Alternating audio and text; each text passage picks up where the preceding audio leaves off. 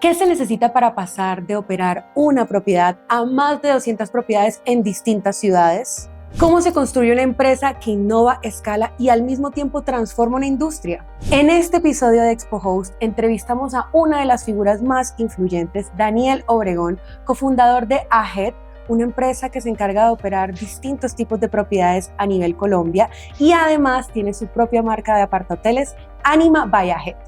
En esta industria todos hablan de tecnología, diseño y rentabilidad, pero pocos muestran qué hay detrás de quienes están realmente transformando la hospitalidad. Este video podcast abre el micrófono a quienes están cambiando el juego de las rentas cortas. Bienvenidos al camino hacia Expo Host 2025. Hola a todos, el día de hoy nos encontramos en un nuevo episodio del video podcast de Expo Host. Soy Lina María Roa, bienvenidos. Daniel no solo lidera una operación remota a nivel nacional, sino que ha sido clave en la evolución de un modelo de negocio que va mucho más allá de subir propiedades a Airbnb. Su visión ha convertido a AHEAD en una de las empresas mejor posicionadas en el país. Desde los retos de liderar un equipo a nivel nacional hasta las decisiones estratégicas que marcan el crecimiento de una empresa en el mundo de la hospitalidad alternativa, hoy hablaremos de todo. Tendencias, errores más comunes, el futuro de la industria y cómo Latinoamérica puede posicionarse como potencia en hospitalidad. Daniel, es un gusto que estés aquí. Muchas gracias por aceptar nuestra invitación. ¿Cómo estás? No, al contrario, muchas gracias a ustedes. Me encuentro excelente y muy entusiasmado de poder compartir con todos los que nos van a escuchar, con todos los que nos escuchan. Súper. Bueno, Daniel, para empezar, para romper el hielo, me gustaría que empezaras contándonos a todos quién eres, cómo nace tu camino en esta industria, por qué estás aquí hoy. Cuéntanos. Bueno, Lina María, muchas gracias por la introducción. Me encuentro muy agradecido por esta invitación, muy entusiasmado de poder compartir con todos ustedes. Tu introducción fue bastante completa, entonces me quitaste muchas palabras de la boca, pero bueno, como ya saben, soy Daniel Obregón, soy cofundador de AHEAD, una de las empresas de operación de vivienda turística más grandes de Colombia. En paralelo soy cofundador de Anima, una marca de apartahoteles donde ya tenemos 3 operaciones existentes en la ciudad de Bogotá. Y bueno, en paralelo tengo un rol bastante importante como activista de la industria, soy miembro de la junta directiva de Expo Host, el gremio que representa a todos los agentes que participan de esta industria, y soy parte del equipo cofundador de Expo Host, la feria más importante de rentas cortas y vacacionales de Latinoamérica. Súper, Daniel. Qué buena trayectoria tienes y me gustaría que empezáramos hablando para todas las personas que nos escuchan. Hablemos de los orígenes, de dónde viene toda tu experiencia en esta industria. Quisiera que nos contaras un poco cómo nació AHEAD, cuál fue el primer salto que marcó el rumbo de la empresa. Ok, es interesante esta pregunta porque la mayoría de personas que ya llevan un tiempo, una trayectoria importante como nosotros, la mayoría nos encontramos en la industria por accidente. Y ahora la industria es mucho más grande, mucho más desarrollada y posicionada, pues ya muchas personas planean participar. Pero nuestra historia es muy curiosa. Todavía me encontraba en la universidad, vivía en un apartamento de 2 cuartos y buscando beer money, buscando plata adicional, buscando cualquier fuente de ingresos adicionales, empecé a rentar el apartamento, la habitación que me sobraba dentro del apartamento a través de Airbnb, en ese momento solamente. Y recuerdo que solo con lo que rentaba esa habitación se generaba unos ingresos como de 1.600.000 mensuales, que para aquellos que no conozcan el peso colombiano son unos $400, y el arriendo del apartamento eran como $450, 1.800.000, 2 millones de pesos. Entonces ahí como que se me prende el bombillo y digo, ok, esto puede ser mucho más que simplemente alquilar una habitación. A partir de ahí empezamos a alquilar, empezamos a buscar inmuebles para operar bajo esa figura de arbitraje, y encontramos como apartamenticos sueltos donde empezamos a poder trabajar de esa manera. Particularmente nos concentramos mucho en un edificio que en esa época en Bogotá era, creo que, el único edificio donde estaba normalizada la actividad, era completamente legal la actividad, y pues empezamos a rentar apartamentos dentro de ese edificio y pues así fuimos creciendo hasta llegar a unas 14, 15 unidades, no me acuerdo muy bien, y de ahí, bueno, llegó la pandemia. En la pandemia todo cambió. Pues ya este modelo que teníamos se volvió insostenible, al menos en el momento, en ese periodo corto, en ese plazo corto de tiempo de la pandemia, se volvió inviable. Tocó salir a renegociar todos los apartamentos, a ver cómo los entregábamos, a ver cómo nos perdonaban la deuda, a ver cómo nos las congelaban, bueno, salir corriendo a ver qué podíamos hacer, y empezamos, pero bueno, logramos sobrevivir la pandemia. y ya quedamos con un conocimiento mucho más especializado de operación y empezamos a administrar inmuebles de terceros. Entonces todo empezó pues administrando un apartamento por aquí, un apartamento por allá, y eso nos llevó a pues allá tener una masa crítica de propiedades, una experiencia muy importante, y ahí decidimos como volver al negocio del arbitraje ya con más experiencia, sin una pandemia en el horizonte, esperemos, pero un enfoque ya pues mucho más profesional, mucho más escalable, que fue a través de edificios pequeños y medianos. Rentamos nuestros primeros edificios, empezamos a administrar pues también desarrollos inmobiliarios completamente dedicados a vivienda turística, y eso es lo que nos estamos enfocando ahora. Súper. Empezamos hablando de que al día de hoy cuentan con más de 200 propiedades en distintas ciudades. ¿Cuál ha sido la clave para escalar sin perder el control ni la esencia? El control sí está perdido, y muchas veces, ¿no? Y ese es el tema de empezar con poca experiencia o empezar en una industria con tan poca información como había en el momento. Estamos hablando de 2017, 2018, y en ese momento, digamos, cuando yo llamaba a alguien a hablarle de vivienda turística, pues muchos me insultaban diciendo, no, eso es un tema de turismo sexual, vas a llenar esto de prostitución. O sea, como que había una visión muy negativa de la industria, muy poco profesional de la industria.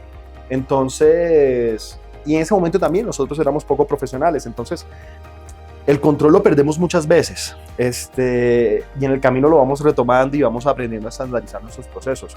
Pero para responder la pregunta específicamente, y más como desde un ángulo, como un punto de vista como de recomendación a las personas que vayan a recorrer el camino ahora y no cometer los mismos errores, es estandarizar procesos antes de empezar a crecer.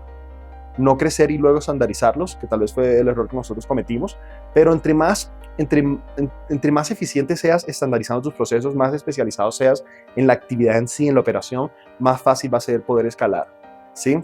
Y replicar tus procesos en otros inmuebles. Pues hay muchos otros temas que me gustaría mencionar, de centricidad en tus clientes y otras cosas, pero yo creo que pues podamos ir pudiendo desarrollar esas ideas en la medida que vayamos avanzando. Súper, de una. ¿Cuál crees tú que ha sido de las decisiones más difíciles pero necesarias para que Ahead se haya consolidado como un operador profesional? Haré trampa y creo que se me vienen dos momentos inmediatamente a la cabeza. Lo primero es saltar de ser un negocio a una empresa.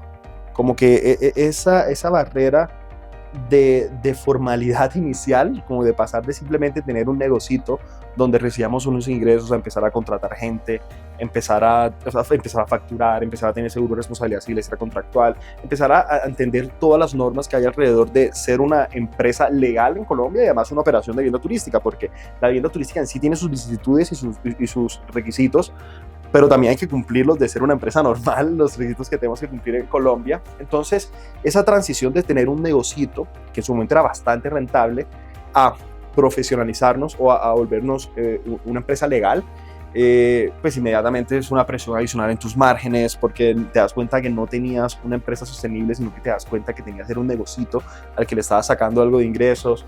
Entonces, como que ese primer salto, o esa primera barrera de pasar de ser un negocio a una empresa es una decisión muy difícil de tomar, pero a largo plazo es lo correcto, ¿no? Pero es una decisión muy difícil de tomar porque se ve casi que imposible mientras estás del otro lado. Y si tú, voy a necesitar un contador, voy a tener que empezar a facturar, voy a empezar a necesitar todo esto. Entonces, como que eso es una barrera bastante importante que hay que tomar la decisión de superar. Y el otro, como para nosotros, una decisión que fue muy difícil para nosotros, y en un momento, estamos hablando de escalar, curiosamente, pero en un momento tocó tomar la decisión de escalar o de retroceder la empresa, porque es que empezamos a crecer recibiendo todas las propiedades, todas, porque somos buenos en todo, porque el mercado está en auge, porque esto es plata fácil, todo el mundo está haciendo plata con esto. Las cifras de la época eran ridículas, 2019, 2020, los números eran absurdos. O sea, tú rentabas un apartamento en $300 o $400 y luego lo dedicabas a vivienda turística y rentabas $1,500, $2,000. Eran cifras absurdas y como que el error fue no entender que el mercado puede cambiar y tenemos que anticiparnos ante lo negativo, tenemos que anticiparnos ante las tendencias del mercado y no simplemente como estábamos en un momento que nos dejamos llevar por la corriente. Estábamos haciendo, pues, lo que creíamos que era correcto en el momento, pero pues, ya viéndolo en retrospectiva no era lo correcto. Entonces, crecimos demasiado sin los procesos suficientemente estandarizados, sin hacer una curaduría de propiedades eficiente, simplemente venga, que podemos con todo es bueno. El mercado empieza a cambiar, post pandemia hay un crecimiento de la oferta muy acelerado, la industria explota de cierta forma, al menos en Colombia, y nos damos cuenta que, pucha, no tenemos las propiedades idóneas para la actividad, no tenemos los procesos idóneos, y nos tocó dar un paso hacia atrás y decir, ok, entreguemos ciertas propiedades, vamos a limpiarnos, vamos a quedarnos con lo que sepamos hacer y enfocarnos en eso. Y eso pues nos ha hecho mucho más resistentes a largo plazo, mucho más sostenibles como empresa. Pero esa decisión de tú decir, ok, tengo 100 propiedades y voy a entregar 60, es una decisión muy dolorosa, aunque económicamente tenga mucho sentido, aunque estratégicamente tenga mucho sentido, desde el punto de vista de ego no tiene mucho sentido. Entonces es una decisión que te pesa demasiado, empiezas a decir, pucha, estoy haciendo las cosas mal, me toca entregar, ¿qué salió mal? Pero ya viéndolo con los ojos del futuro, que es mucho más fácil analizarlo todo así, claro. Pues fue la decisión correcta en su momento y nos ha permitido crecer de una manera mucho más sostenible. Wow, qué interesante que menciones todo lo que acabas de decir, sobre todo esa parte de que desescalaron la empresa. Me parece muy interesante porque muchas veces en estos espacios o en espacios de networking las personas no cuentan esa parte tan real y tan humana de la historia que puede tener una empresa y que además ayuda al mismo crecimiento a pesar de que vaya un poco en contra de eso, ¿no? Sí, coger impulso es importante. Prepararse es clave y tal vez era el error que estábamos cometiendo, no prepararnos o no anticiparnos a las dinámicas del mercado y pues tampoco y nosotros internamente no estar preparados para esas dinámicas. Entonces, ni siquiera sé si descalar sea una palabra real. Entonces, ahí nos perdonarán o nos pueden corregir en los comentarios, pero reducir, echar para atrás, como lo quieras llamar, pero a veces es, desafortunadamente a veces es necesario. Aunque sea lógico, no significa que no sea muy doloroso o difícil.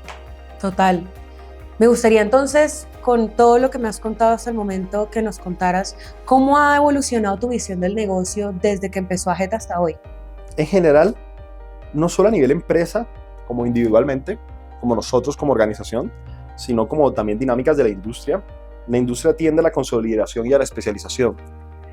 Y como que ese análisis inicial de los operadores masivos que operan miles de propiedades, decenas de miles, el gran líder de ese momento fue como Vacasa en su momento, todos queríamos ser Vacasa y operar 30.000 propiedades.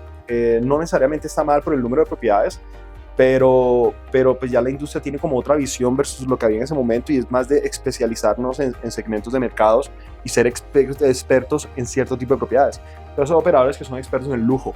Hay operadores que son expertos en low cost, lo contrario, hay operadores que son expertos en propiedades rurales, en el campo, fincas, cosas de ese estilo. Nosotros particularmente nos enfocamos mucho en edificios pequeños y medianos, operaciones completamente dedicadas a la vivienda turística para que esa concentración nos permita ofrecerle un mejor servicio a los propietarios, ofrecerle una experiencia de mejor calidad a los huéspedes y nosotros como empresa tener mejores márgenes porque pues, nos especializamos en un tipo de propiedad específico, entonces empiezas a especializar tu producto en ese tipo de propiedades. Entonces, ok, ¿qué necesita el desarrollador inmobiliario de este tipo de proyectos? Necesita acompañamiento comercial, necesita consultoría, necesita entender qué es lo más interesante para el mercado. Ok, empecemos a asesorar de esa manera. ¿Qué necesita el huésped? Necesita tener, por nuestro tipo de propiedades, nuestros huéspedes son muchos nómadas digitales, o personas, o sea, no nómadas digitales, no me refiero solamente a no residentes, incluso residentes colombianos que van trabajando por todo el país.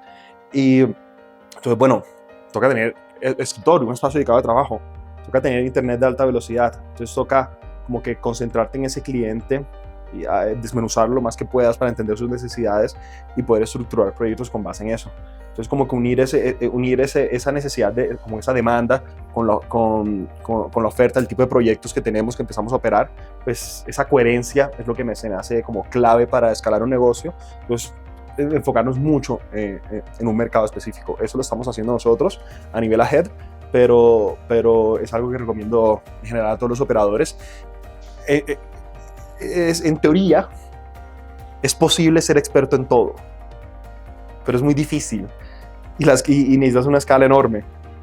En cambio, concentrarse es mucho más fácil y encontrar huecos donde de pronto no hay operadores ya muy grandes o con muchos eficiencias de economía de escala ya operando ese tipo de activos. Y pues cada día vemos más de ese tipo de nichos o segmentos de mercado donde puedes crecer una empresa y posicionarla para eso específico. A mí me gusta mucho el ejemplo, por ejemplo, de, digamos, en hospedajes de lujo, hospitalidad de lujo, hay una empresa que se llama Wander. Wander es una empresa, me puedo equivocar, es de California, si no estoy mal, pero me puedo equivocar, no estoy seguro exactamente dónde es, pero me gusta mucho cómo ellos se posicionaron completamente su empresa en turismo de lujo, solo tienen propiedades de lujo, solo tienen huéspedes de alto nivel socioeconómico. Entonces, bueno, solo no, pero eso es como la tesis. Centremos una marca completamente en un producto de lujo y pues han sido bastante exitosos. Acaban de hacer una serie B, C, A, no me recuerdo exactamente, acaban de fondear $40 millones para terminar su expansión en Estados Unidos. Entonces, ese tipo de ejemplos creo que van a ser más comunes en Colombia, de empresas posicionándose como que en segmentos específicos más que el operador de todo. ¿Cuál crees tú que es la mayor mentira que se dice del negocio de rentas cortas? Depende de quién la diga, pero desafortunadamente en la industria hay muchos mentirosos.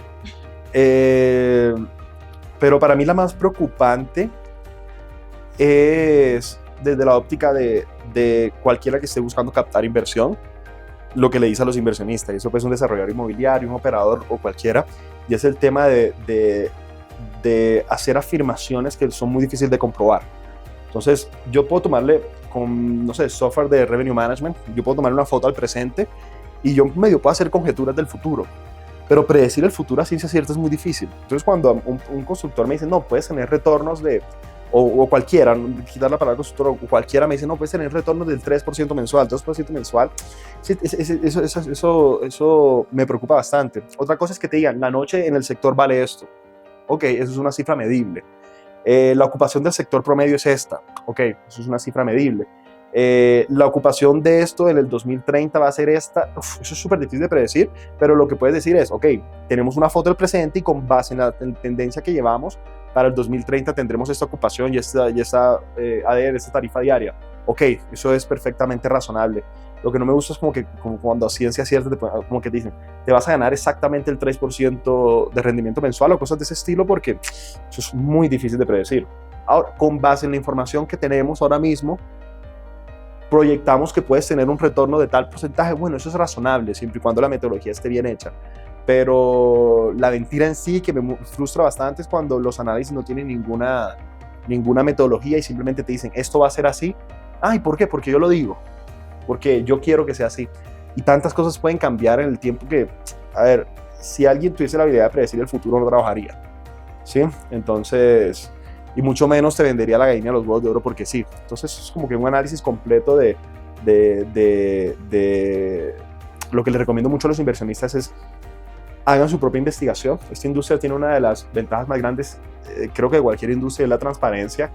Es transparente para bien y para mal, ¿no? Pero para bien es que fácilmente puedes hacer un estudio de mercado y corroborar que la información que te estén diciendo sea correcta, por tanta transparencia que hay. Tú eres Airbnb, Expedia, pero Airbnb tienes un menú de N,000 propiedades donde puedes revisar tú de forma unilateral si las cifras que se están diciendo en la inversión que te están planteando son reales. ¿Cuánto cuesta una noche en el sector? Bueno, tú medio puedes hacer el análisis, un sondeíto. Obviamente hay herramientas especializadas para eso, pero hasta tú mismo solamente con un Excel y entrando anuncio por anuncio, de pronto puedes tener unos inputs o una información interesante para que, como decimos acá, no te metan el dedo en la boca, ¿no? Entonces, me parece clave aprovechar esa transparencia. Qué interesante. Ya que vamos a volver otra vez a hablar de inversión y el futuro, quisiera quedarme un momento y hablar acerca de la operación.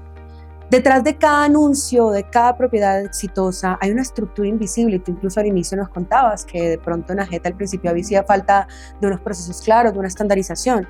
¿Qué elementos hacen realmente rentable una operación profesional? A mí me gusta dividir como la operación en varios componentes. Hay un componente logístico, in situ, mantenimiento de las propiedades, aseo de las propiedades, inventario de las propiedades. Todo ese proceso es completamente clave y aquí pues la estandarización de procesos es posiblemente donde más influencia va a tener como en tus márgenes, como que ser ineficiente es costoso. Si tu operación es costosa, no eres rentable. Es un poco la lógica. Y entre antes puedas...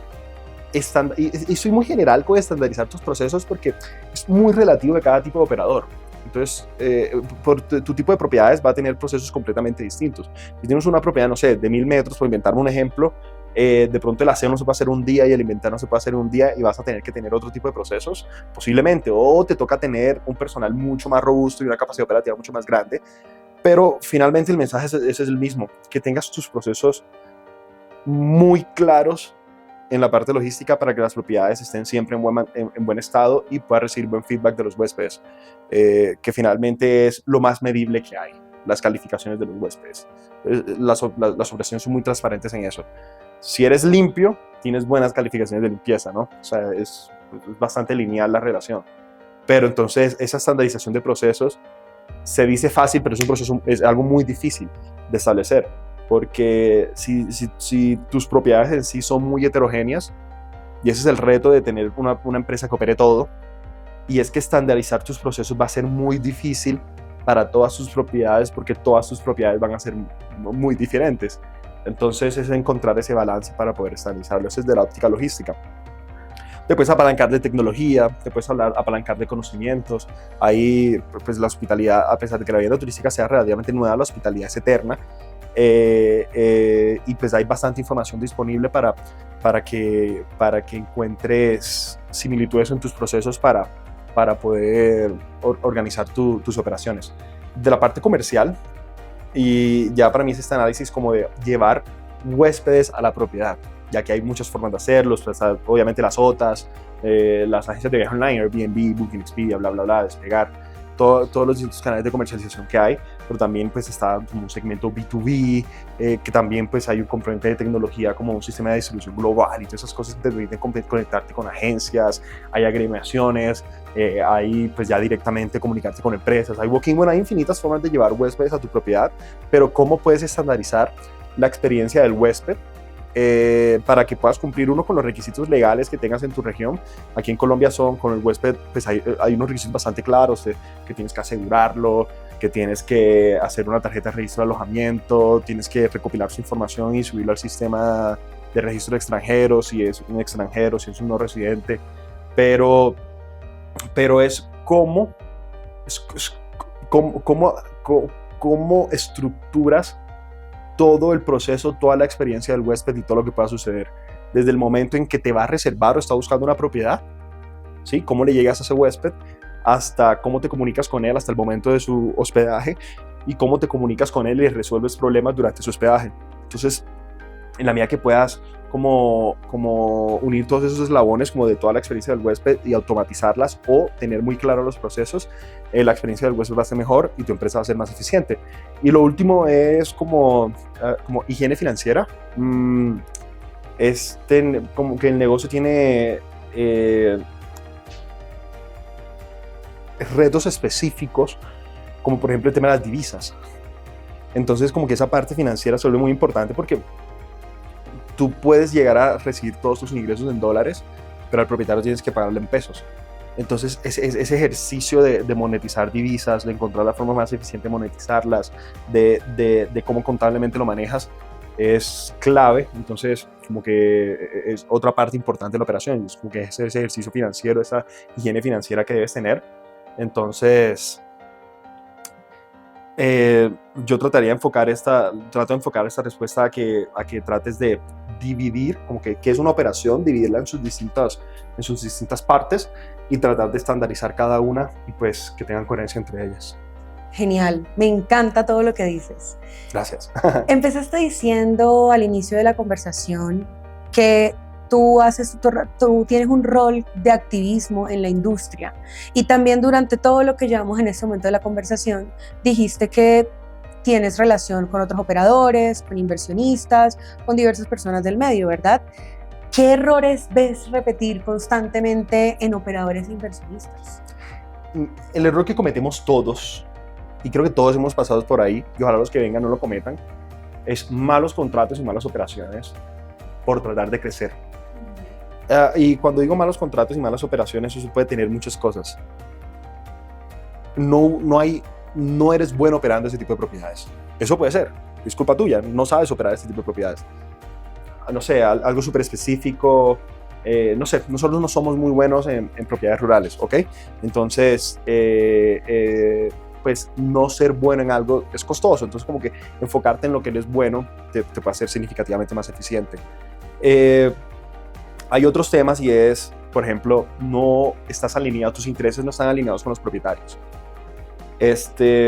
Nosotros los operadores creemos que estamos en la industria de la hospitalidad y eso es muy bonito, nosotros internamente creer eso, pero el dueño del activo está en el negocio inmobiliario, entonces para él más allá del proceso es como el rendimiento de la propiedad. Entonces cuando lo que tú puedes lograr no está alineado con el rendimiento de la propiedad, con las expectativas del propietario, pues van a haber conflictos irreversibles. Un ejemplo bien estúpido para inventarme algo es decir, no, el propietario, yo necesito tener una rentabilidad del 3% mensual, y tú como operador tú dices, no, eso es imposible, yo puedo el 0.5, pero tú le dices que sí, solo por el hecho de tener una propiedad más, bueno, ahí vas a tener un conflicto eterno con ese propietario, de que nunca vas a poder cumplir sus expectativas, y el malo siempre eres tú, porque el propietario nunca va a decir, no, yo de pronto compré la propiedad que no era con base en mis expectativas. Nunca va a decir eso, no, este operador es pésimo y no le está ganando a mi propiedad como yo me merezco. Entonces, como que estar alineado con los propietarios es clave en términos de expectativas. Y el tema de los contratos es que tú puedes tener un buen propietario, una buena propiedad, que sabes operar, que eres experto operando ese tipo de propiedades, eres muy eficiente, pero el contrato está tan mal hecho que nunca vas a tener un modelo de negocio rentable. Entonces, otro amigo, un ejemplo exagerado como para inventarme, tú dices, no, yo voy a cobrarte el 10% de tus ingresos y te voy a hacer todo, te voy a hacer aseos, te voy a hacer la parte legal, te voy a pagar los impuestos, te voy a pasear al perro, bueno, te inventas N mil servicios por unos honorarios relativamente económicos, y luego cuando vas a cumplirlo te das cuenta que es imposible o es más costoso de lo que planeabas, y pues empiezas a tener ya una fricción muy importante en tu operación. Entonces, a pesar de que tenías el propietario correcto y la propiedad correcta. Entonces, si yo tuviese que decirle a una persona como que está empezando, una empresa está empezando, lo más importante es ser coherente, y a veces crecer lento pero sostenible es mucho mejor que crecer rápido y luego te pase como a nosotros, a muchos operadores que les tocó decir, bueno, ¿dónde tenemos malas propiedades? No necesariamente malas propiedades, pero falta una mejor expresión, bueno, propiedades que no funcionan para nuestro negocio, empezar a sacarlas, a dejar de operarlas, y pues eso lo puedes evitar simplemente siendo muy riguroso con tus procesos al comienzo, de elegir las propiedades correctas, negociarlas bien, tener buenas expectativas, estar alineado con el propietario, y crecer con 20 buenos es mucho mejor que crecer con 100 con los que no tienes mucha coherencia. Qué interesante todo lo que me cuentas. Y sabes, hemos visto en la industria que de repente hay personas que definen quedarse con pocas propiedades, como dices tú, especializarse en un tipo de propiedades, como hay otras personas que definitivamente su fin en la industria o con empresas de operación de vivienda turística buscan es crecer su portafolio cada vez más. Pero entonces... Pensé que hayas terminado. Dale. Perdón por interrumpirte, pero es que aquí hay algo clave, y es que ¿qué es escalar? ¿Qué es crecer? Y crecer, pues hay muchas formas de analizarlo. Crecer es vender más, tener más propiedades, tener más utilidades, tener presencia en más regiones. Pues todos estos son distintas formas de crecer. Entonces yo digo que quedarse con 20 propiedades no es necesariamente que hiciste las cosas mal. No todo el mundo tiene la misma meta. Y lo podemos ver, por ejemplo, el valor total de los activos que estás operando. Tú dices, no, es que nada más tengo 20 propiedades. Sí, pero cada una es una casa de $5 millones. ¿Sí? Entonces tienes $100 millones en operación, posiblemente tienes márgenes muy altos y pues tienes una empresa monstruosa. Otro ejemplo, tienes 100, pero cada uno son propiedades de $50,000. Bueno, eso es otro análisis completamente distinto. Entonces, como que hay muchas formas de crecer y no podemos pensar que la única manera de crecer es que el numerito de propiedades sea mayor, porque crecer se puede ver de muchas maneras. Listo, tienes las mismas 20 propiedades, pero ahora te volviste una bestia ofreciéndole servicios a los huéspedes y estás consiguiendo una monetización, unos ingresos adicionales a través de ventas cruzadas muy altos. Entonces, ok, estás creciendo en eso, no necesariamente simplemente, o sea, crecer en número de propiedades no es la única manera de crecer una empresa. Entonces, entre más rápido nos quitemos como que esta estructura de que la única forma de crecer es más propiedades, podemos tener mejores empresas. Estoy súper de acuerdo contigo en eso que mencionas. Vamos a enfocarnos no en las personas que se quieren quedar con las pocas propiedades, sino de pronto en esas personas que quieren crecer, escalar la empresa en número de propiedades, ¿sí? Para hacer esa distinción. ¿Por qué crees tú que muchos operadores se estancan en las 5 propiedades, en las primeras 5 propiedades? Después de esas 5 propiedades les cuesta mucho más conseguir propiedades. ¿Y qué errores no volverías a cometer en tu posición como CEO de AHEAD? El error puede ser por decisión, pero asumamos que alguien está pensando activamente, quiero conseguir más propiedades y no se me da. Eso pueden ser varias cosas. Uno puede ser simplemente tu proceso comercial para adquirir nuevas propiedades es ineficiente.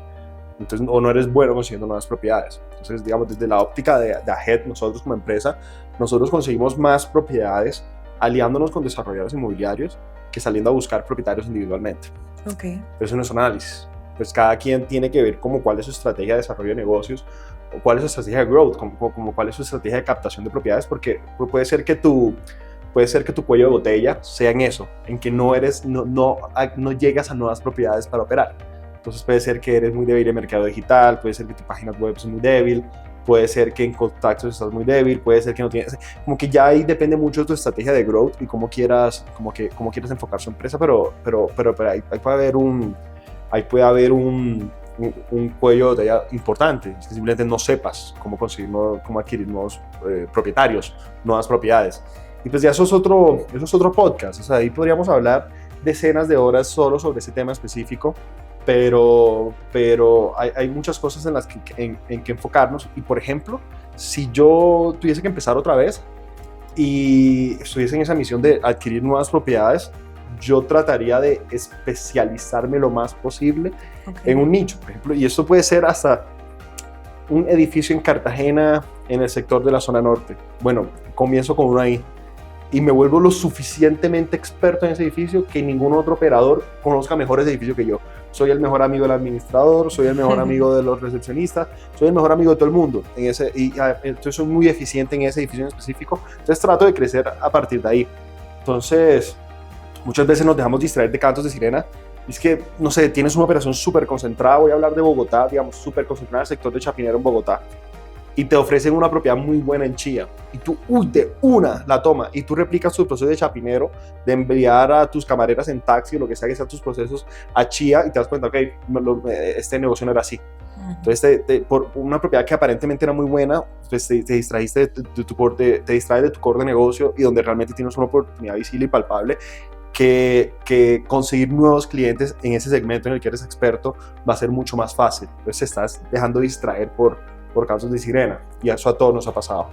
Entonces ahí como que eso lo que podría enfocar en growth sería eso, como que ser muy caro con tu propuesta de valor para que adquieras para que tengas un producto interesante para el tipo de inmueble que quieres operar y finalmente puedas convencer a los propietarios. Puedes tener cuello de botellas en la operación. Cuando pasas de 5 propiedades a 10, 15, es como que ese número de propiedades, y asumamos propiedades sencillas, ¿no? Porque no el ejemplo de ahorita y puras mansiones, 15 mansiones de 10 millones de dólares y tienes una super empresa, no, digamos propiedades sencillas, apartamenticos o propiedades sencillas, 15 propiedades, ahí empiezas a tener ciertos retos, como que vas a tener que tener servicio al cliente, porque ya tú no te puedes encargar de responder a todos los huéspedes. Y atender a los propietarios al tiempo. Entonces ahí empiezas a tener tus primeros retos de contratación o de automatización. ¿Necesitas tecnología o necesitas contratar? Entonces ahí es donde toca ser muy autocrítico y tú sentarte a analizar y pensar cuál es mi cuello de botella, cuáles son los procesos que están evitando que yo pueda tener una operación más eficiente. Ver si esto es un tema de contratación, ver si eso es un tema de tecnología, o ves simplemente que con lo que tienes puedes seguir lográndolo, pero está siendo muy desordenado y está haciendo procesos como ineficientes o redundantes. Entonces, pues hay un tema de autocrítica, encontrar tu cuello de botella y tratar de analizarlo, pero en operación, ese salto inicial donde eres tú solo contra el mundo, a que tienes que empezar a contratar o a contratar tu primera tecnología, es muy intimidante y eso te puede frenar el crecimiento demasiado. Contrato a alguien de servicio al cliente, pero contratar es un riesgo enorme. Yo siquiera sé contratar, yo sé que reclutar a una persona. Voy a buscar tecnología y te das cuenta que en el mundo hay decenas de PMS, decenas de Revenue Management Software, hay muchas herramientas, entonces cuál me sirva a mí. Entonces todo este proceso es muy difícil y aquí es donde yo digo que la paciencia y la investigación va a hacer y la planeación va a hacer que puedas hacer ese salto de una manera sostenible. Empezar a proyectar si tengo el doble de empresas, del doble de apartamentos que tengo, mis utilidades crecen el doble, puedo invertir el doble en empresas, tus márgenes son lineales, la carga operativa es lineal, se te está duplicando la operación, ¿qué tienes que hacer para esa operación? Empiezas a requerir conocimientos especializados. Tú cuando llegas a 30, 40 te das cuenta, necesito a alguien que sepa de gerencia de ingresos, necesito a alguien de revenue management. Y cuando tienes de pronto 10 propiedades no puedes contratarlo porque es un salario muy alto, entonces tienes que encontrar formas de cómo navegar ese proceso y ahí es donde yo digo que lo clave es involucrarse en la comunidad, como que participar de espacios como participar de ferias, participar de tu agremiación local, unirte a la comunidad para poder empezar a recoger información de qué es lo que vas a necesitar. Ya mucha gente ha recorrido el camino, pues cópiate de ellos en la medida de lo posible y no te puedes copiar en todo porque todo el mundo tiene procesos distintos y los dolores que tú tienes no son los mismos que tenía la empresa vecina, claro. Pero por lo menos puedes empezar a relacionarte lo suficiente como para entender, este PMS es bueno y funciona bien en Colombia. Entonces pasaste a tener 10.000 opciones, bueno, ahora sabes por lo menos cuáles son los 5 buenos que funcionan en tu región. Entonces ya se volvió la decisión un poquito más fácil. Y así con todo, entonces, entre más te prepares, va a ser más fácil superar esa barrera de manera sostenible. Y no superarla porque sí. Realmente el enfoque debe ser superarlo de una manera escalable en el tiempo y que si no tienes 5, sino 50, tus procesos puedan mantenerse relativamente lineales. Entonces, qué interesante todo lo que nos acabas de decir. Estoy segura que de todo lo que nos acabas de decir, muchas personas que nos están oyendo van a tomar nota activamente, van a devolverse incluso y para poder tratar de cómo me llevo toda esta información que nos acabas de dar. Entonces, por eso te quiero hacer la siguiente pregunta. ¿Cómo crees que debería ser el perfil del nuevo anfitrión profesional en Latinoamérica, por ejemplo? ¿Cómo creo? Clave en la palabra creo, porque no sé el futuro. Entonces, si lo supiera no estaríamos hablando. O de pronto sería una llamada virtual y yo estaría en el Mediterráneo. Pero lo que creo es que la industria tiende a la consolidación y a la especialización. Y los operadores del futuro cada día van a ser más especializados. Entonces, ya sea apartamentos playeros, casas coloniales, casas en pueblos, fincas, bueno, cualquier tipo de alojamiento, pero cada día vamos a ser más especializados y yo creo que ese es el operador del futuro. Además, el operador del futuro construye sobre los errores que hemos cometido los anteriores y puede acceder a mucha información pública de los errores que se han cometido para evitarlos. Entonces, el nuevo administrador es más especializado, más profesional. Y hay otra dinámica y es como ya la consolidación de grandes marcas como tal. Entonces, pues ciertas marcas están siendo agresivas en la adquisición de nuevas empresas. Entonces, en general, veo eso. El mercado tiende a ser más consolidado, más especializado y con personas mucho más profesionales entrando. Ya no va a ser historias como la mía de que un estudiante universitario con el cuarto que le sobraba, sino que ya son personas como que mucho más profesionales del sector viendo una oportunidad y participando en ella. Totalmente de acuerdo. En los podcasts que hemos tenido la oportunidad de tener en este espacio o virtualmente, hemos podido hablar un poco de eso, que realmente las tendencias del futuro se ven sobre todo con el avance tecnológico, la implementación de la inteligencia artificial y bueno, muchos modelos de lenguaje que aportan al trabajo de todos. Definitivamente todos llegamos a la misma conclusión, es que tenemos que seguir profesionalizándonos y que cada vez más va a ser necesario contar con un diferenciador de ese tipo. Me gustaría volver a hablar de AGET. Volvamos un poquitico, hablemos de AGET, hablemos de internamente de AGET. Sabemos que liderar una operación remota 100% remota no es tarea fácil, definitivamente tiene sus retos, muchas ciudades, más de 200 propiedades, hay bastantes retos que ya nos has ido comentando a medida del podcast. ¿Cómo sostienes la cultura en este medio? Sí, bueno, eso es una pregunta bastante difícil. Y yo te puedo responder exacto, como tú dices, del presente, porque no sé cómo es el futuro. Nunca he liderado una empresa con 2.000 propiedades, con 10.000. Entonces de pronto esa transición sea mucho más difícil de cientos a miles. Pero con lo que tenemos ahora, como que todavía puedo trabajar mucho en conjunto con el resto del equipo, ¿sí? Yo todavía conozco a casi todos los propietarios de nombre o de cara, conozco a todo el equipo, lo conozco de nombre y de cara. Entonces, en la etapa en la que estamos, creo que como el componente principal es como liderar con ejemplo, porque eres tan visible para la organización que lo que hagas va a tener muchas repercusiones en la empresa. Entonces eso es desde cómo trabajas, cómo le hablas a los propietarios, cómo le hablas a los empleados. Entonces, como que la cultura es como que navegable a través del liderazgo, ¿no? Okay. Ya cuando en organizaciones mucho más grandes, pues tendrás que preguntarle a alguien distinto. Pero para lo que tenemos ahora, creo que el ejemplo es la forma más fácil de generar cultura. Súper. Sigamos hablando de AHEAD y cómo trabaja AHEAD. ¿Qué papel crees tú que juega la tecnología hoy en AHEAD? ¿Qué herramientas son claves o han sido claves para escalar?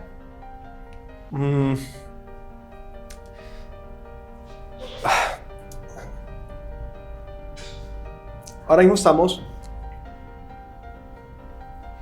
casi que como una carrera armamentista con respecto a la AI, y es como que quién puede involucrar la tecnología, la inteligencia artificial de mejor forma en su organización y sin perder el toque con respecto al huésped, o sin perder el toque humano. Total. Entonces, cómo involucrar tecnología y ese feeling o ese relacionamiento interpersonal que es también muy importante en una organización. Esto lo escuché en la última feria de Expo Host. Lo dijo pues una compañera con la que estuve en un panel.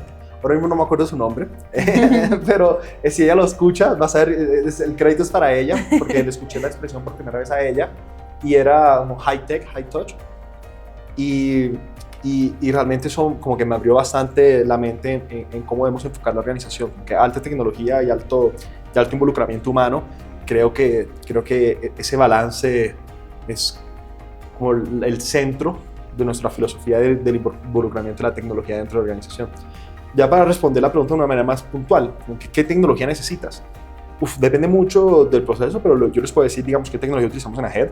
En AHEAD tenemos PMS, Property Management Software, tenemos Property Management System, Revenue Management System, tenemos procesos de automatización de check-in que nos permite como que automatizar ciertos temas como de compliance colombiano, de policy colombiano, y de mejorar la experiencia de check-in de los huéspedes.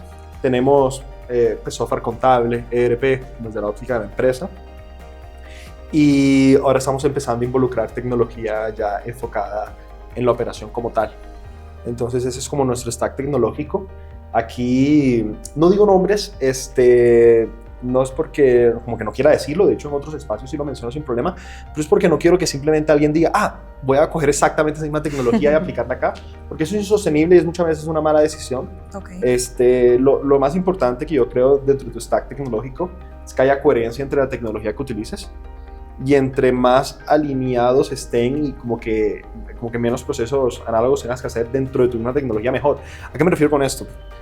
Si con tu PMS puedes facturar y hacerle reportes a propietarios, tu tecnología inmediatamente eres más eficiente, versus que te tocara hacer los procesos por separado, como conciliar toda la información de ingresos de huéspedes y luego reportarla a propietarios, pues ahí hay una fricción adicional. Pero eso puede aplicar a cualquier proceso de tu stack tecnológico. Entonces, que tu herramienta de pricing o tu revenue management no esté conectado con el PMS. Entonces te dice un número y te toca manualmente ponerlo. O sea, eso no tendría sentido. Entonces lo importante es que haya coherencia dentro de tu stack tecnológico y como que se unan dentro de tu proceso. Sin perder esa calidad humana o ese acercamiento humano que necesita el negocio de la hospitalidad. ¿Por qué hago tanto énfasis en esto?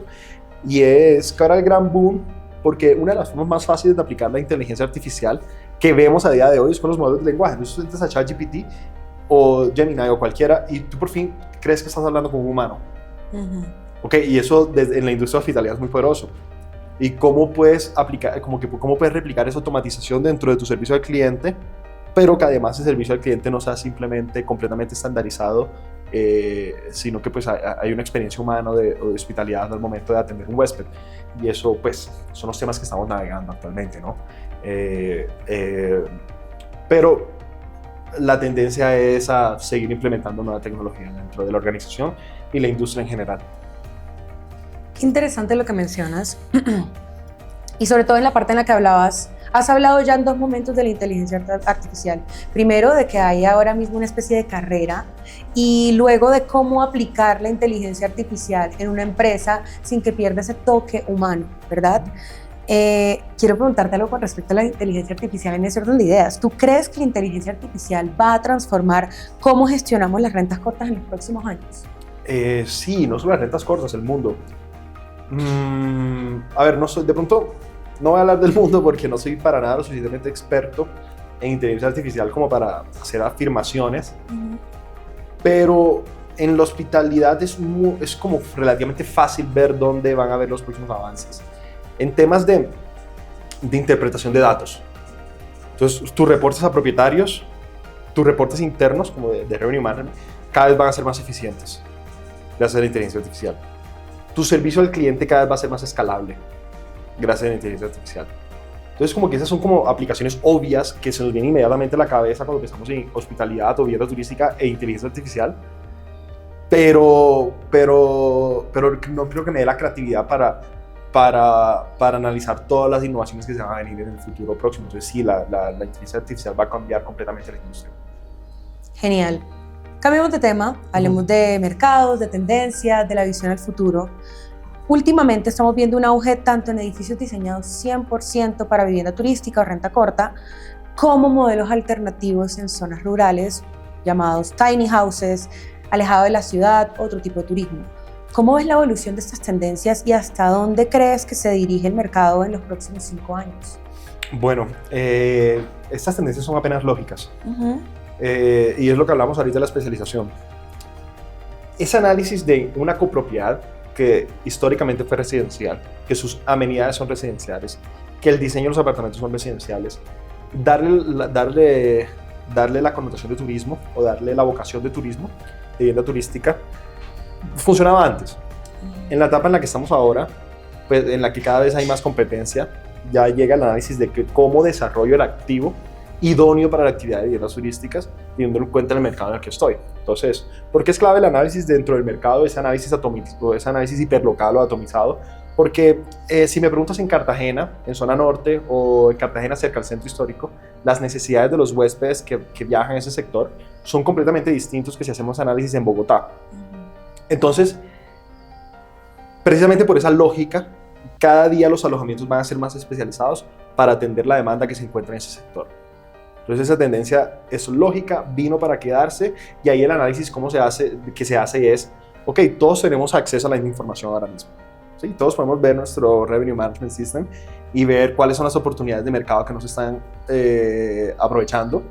Entonces vamos a entrar todos a aprovecharlas. Entonces, anticipándonos a eso, ¿cómo podemos hacer análisis de que, ok, cómo podemos ser auténticos o los mejores posicionados dentro de ese mercado en el que estemos trabajando? Entonces, por eso esa parte de estructuración de proyectos se vuelve demasiado importante. El tema de tiny homes o alojamientos rurales, o dejémoslo en todo tipo de alojamientos alternativos. Okay. Porque, digamos, yo hasta el potencial, por ejemplo, de casas rodantes en Colombia, obviamente hay problemas de infraestructura, pero creo que se va a empezar a crear esas oportunidades, por lo menos en ciertos mercados, una cosa caribe, en el cafetero.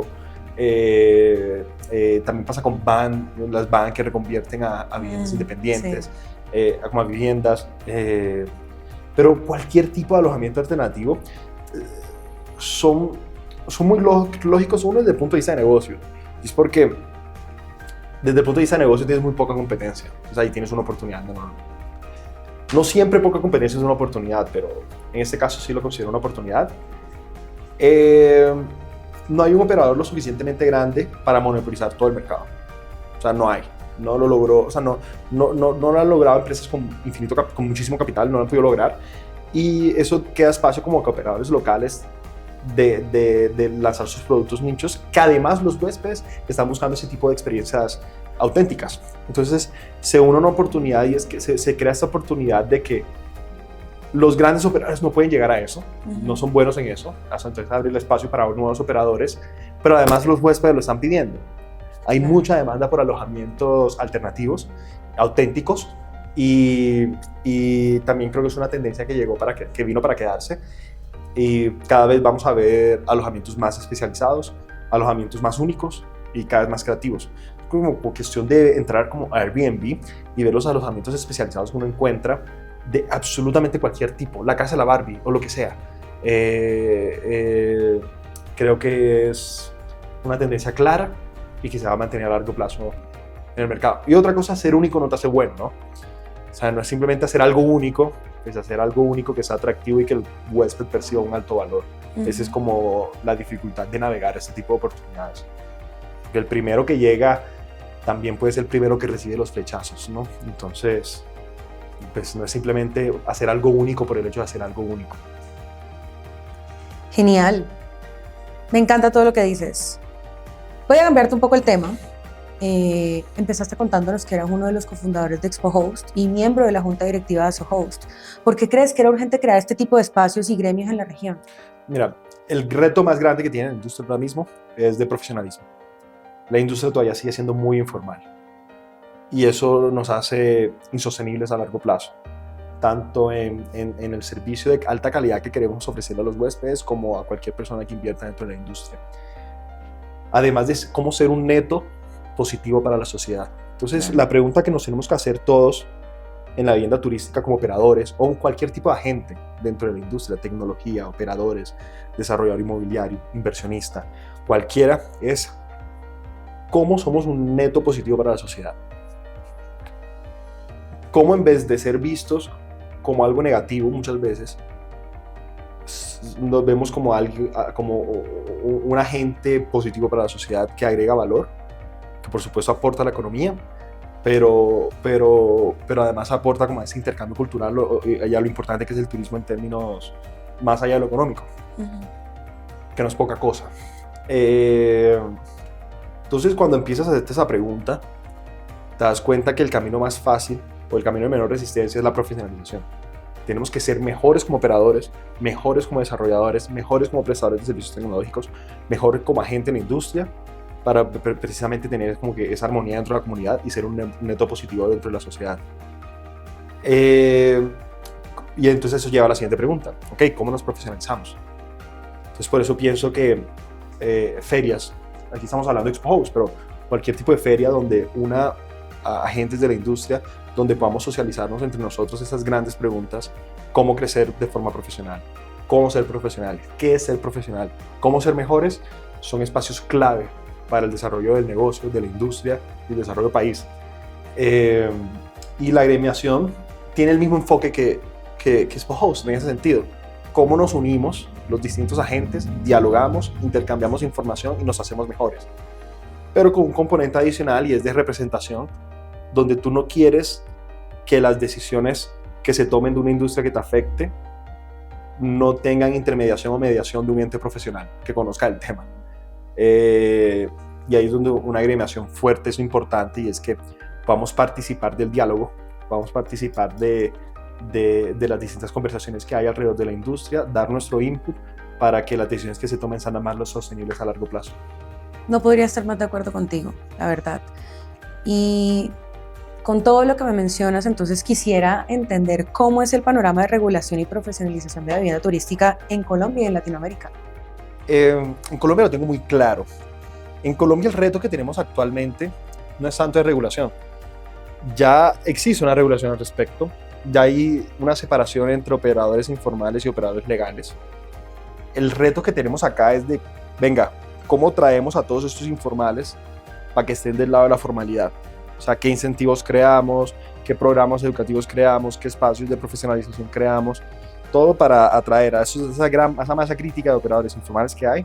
Vengan, únanse a este lado, volvámonos profesionales, volvámonos legales, llevemos esta industria al nivel más alto al que podamos aspirar. Creo que esa es la visión que tenemos acá en Colombia. Y creo que es un enfoque como que bastante sostenible, porque ya la normatividad actual está bastante bien hecha, ¿no? Es bastante armónica. Obviamente hay huecos, hay cosas a corregir, pero si cumpliéramos las reglas actuales, muchas cosas mejorarían. Entonces, aquí el análisis es cómo convencemos al resto de que cumplan las normas actuales. Entonces, ahí creo que esa es la barrera, la gran barrera del mercado colombiano y lo que nos estamos enfocando.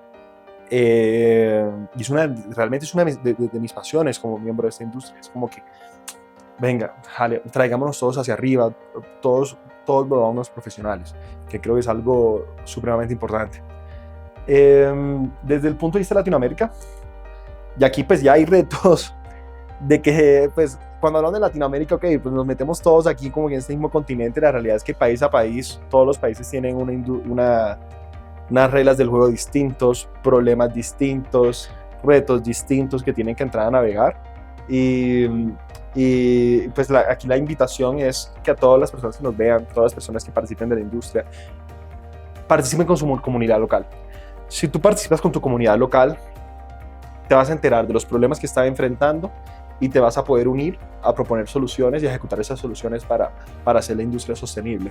Entonces yo creo que hay países de la TAM que ya están como en una etapa, de Latinoamérica que están en una etapa como la Colombia, que ya hay una normatividad, bueno, venga, vamos a cumplirla. Hay otros que apenas están creando esa normatividad. Entonces, pues todos dentro de sus retos, lo importante es participar. Cualquier decisión que se tome frente a la industria te va a afectar. Entonces lo importante es estar involucrado con la comunidad y tratar de participar para evitar que se tomen malas decisiones que afecten la sostenibilidad y la armonía de la industria dentro de una sociedad. De acuerdo. Ay, Daniel, ya se está acabando nuestro tiempo, ya casi terminamos nuestro podcast. Ha estado súper interesante todo lo que has mencionado. Creo que definitivamente hay mucho para aprender, hay mucho, como dicen por ahí, tela por cortar. Pero es muy interesante ver todo lo que has logrado con AHEAD en tu rol en la industria. La verdad, qué chévere. Te quiero hacer esta penúltima pregunta. Si tuvieras que escribirle una carta a alguien que va a empezar en el mundo de las rentas cortas con su primera propiedad, ¿qué le dirías? Prepárate bien, infórmate bien, y si tu meta es crecer, es mejor ser paciente que excesivamente optimista. Entonces es mejor prepararse muy bien y luego empezar a crecer, que simplemente tomar la decisión, voy a participar en esa industria y a ver cómo nos va. Esa estrategia era aplicable en el 2018 y muchos lo hicimos. Esa estrategia a día de hoy no es aplicable, pero hay tanta información disponible que no tienes que hacerlo. Entonces, si vas a empezar en la industria, como vas a comprar tu primer apartamento, mira, sé inteligente. Hay tecnología, hay muchos revenue management systems que te permiten hacer estudios de mercado eficientes. Invierte donde los datos te digan que estás tomando una buena decisión. Desde la óptica de un operador, planea muy bien tus procesos, estandariza muy bien tus procesos y luego crece. No lo hagas al revés. Entonces, dependiendo qué tipo de agente seas, son distintas recomendaciones, pero en general a todos les digo lo mismo, esto es preparación. Ya hay mucha transparencia, ya hay mucha información disponible. No tomemos decisiones al azar, sino que prepárate y vas a ver que vas a poder crecer mucho mejor cuando tomes la decisión de crecer. Bueno, ¿y cómo se ve el futuro de AHEAD? Última pregunta. En AHEAD tenemos varios retos y es el reto número uno que yo veo en la organización. Obviamente, este gran reto luego lo divides en pequeños retos. Y toca hablar de procesos, toca hablar de tecnología, prácticas comerciales, toca hablar de un montón de cosas. Pero el gran reto es, ahora se nos vienen un montón de propiedades, porque somos operadores oficiales de varios desarrollos inmobiliarios. ¿Cómo hacemos que ese proceso de consolidación o de onboarding sea lo más fácil para propietarios y se sientan lo mejor acompañados? Y luego ese proceso, y luego cuando ya lleguemos a esa etapa de operación, cómo nuestra operación puede ser lo más eficiente posible cuando hagamos esa transición de cientos de propiedades a miles. Porque esa es la meta de AHEAD. La meta de AHEAD es llegar a miles de propiedades, establecernos como uno de los mejores operadores del país y eso implica particularmente retos de procesos que tenemos que afinar para que cuando no sean cientos sino miles, vamos a enfrentarlos de manera apropiada. Muy bien, pues Daniel, súper agradecida por el espacio que nos acabas de conceder. Estoy segura que, como te lo he dicho, en esta conversación muchas personas van a aprender demasiadas cosas y creo que va a haber también una necesidad de, bueno, como si yo quiero conocer más de Daniel, quiero conocer más de Ahead, quiero aprender más, ¿cómo te podemos encontrar? ¿Cómo los podemos encontrar? Sí, nuestras redes son weareahead.co. También aparecemos de la misma manera en Instagram, prácticamente todas las redes sociales. También a mí personalmente me puedes buscar por LinkedIn. Yo respondo casi todos mis mensajes. Yo respondo todos mis mensajes. Yo me puedo demorar, pero yo siempre respondo. Entonces, bueno, hay varios medios, pero les recomiendo página web, redes sociales y conmigo directamente por LinkedIn y trataré de responderles a todos. Súper, Daniel. Muchísimas gracias de verdad por este espacio. No, gracias a ti por el espacio, gracias a todos, el equipo aquí detrás que ustedes no alcanzan a ver, también aquí hay todo un equipo esforzándose. Muchas gracias a todos por la oportunidad y espero que participen más de la industria y de la comunidad.